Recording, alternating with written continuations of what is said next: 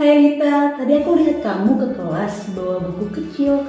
Buku apa itu? Terus anak-anak juga bacanya serius banget. Oh iya buka ini tuh. Nih, buku Katekismus Laudato Si.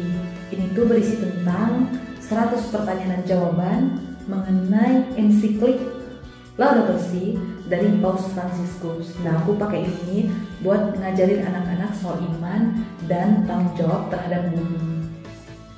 Wah, menarik banget. Ternyata kamu juga baca dan mengajarkan anak-anak tentang Katekismus Laudato Si ya.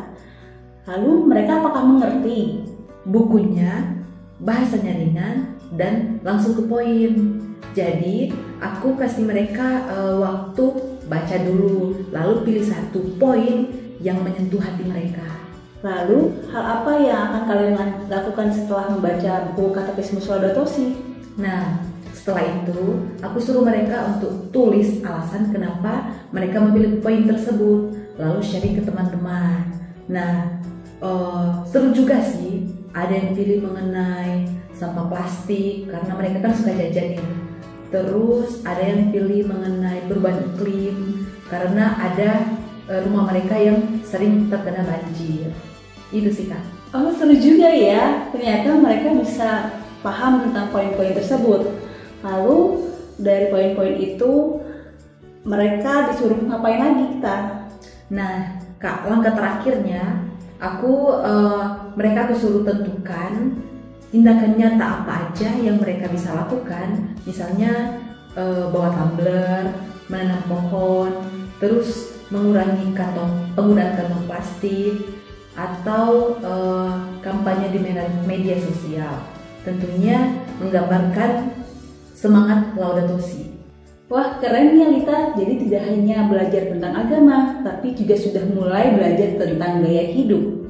Iya Kak, soalnya kan Laudato Si ini bukan sekedar dokumen gereja ya, tapi tentang panggilan hidup. Ketika menulis tangan tentang pendidikan antara manusia dan lingkungan, Paus Fransiskus mengatakan bahwa sekolah punya peran penting membentuk kesadaran ekologis. Ringkasnya begini Kak, di sekolah pendidikan lingkungan telah diperluas untuk mencakup kritik terhadap mitos zaman modern berbasis individualisme, konsumsi, dan pasar tanpa aturan. Pendidikan seharusnya menyemangati gaya hidup baru dan menumbuhkan kebajikan ekologis. Nah, kita bisa lihat itu di dokumen Laudato Si halaman 209 sampai 215. Rita, gimana kalau kita ajak guru-guru yang lain juga? Mungkin kita bisa buat semacam pertemuan Sabtu atau Minggu dengan tema Laudato Si. Kita bisa ajak guru kesenian, anak-anak bisa bikin lagu, poster, kemudian juga karya seni yang lain. Aku setuju banget sih Kak. Kalau semua mata pelajaran berkolaborasi untuk perawatan bumi, wah itu akan jadi pendidikan iman yang hidup dan menyentuh.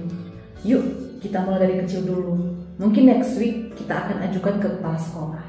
Siap Rita, nanti aku bantu ya. Jadi ini bukan hanya tanggung jawabmu sebagai guru IPS dan Pancasila, tapi tanggung jawab kita bersama untuk sebagai pendidik dan manusia. Amin. Semoga benih kecil ini bisa tumbuh jadi pohon-pohon harapan kita di bumi. Bener sih Kak Saras, mohon bantuannya ya. Tentu, sampai ketemu lagi nanti Rita. Oke, see you.